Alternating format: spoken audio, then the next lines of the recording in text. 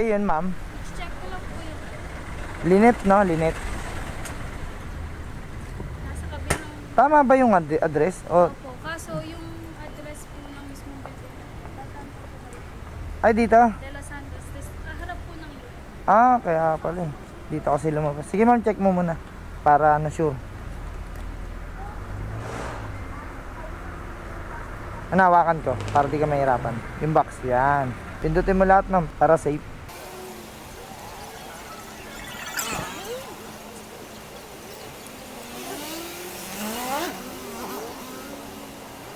Okay lang.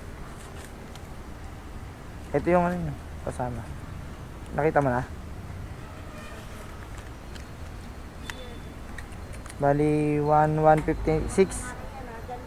Pero okay na po din ako. Ay, sige pa, salamat. Thank you po ma'am.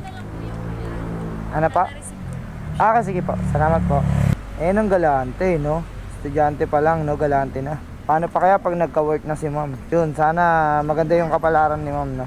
Mag-graduate siya, tsaka ano, maging maganda yung buhay niya. Kasi mga ganyang customer, no?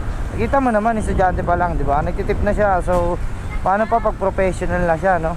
Alam niya na yung mga ganun. Marunong na siya makaunawa ng kapwa.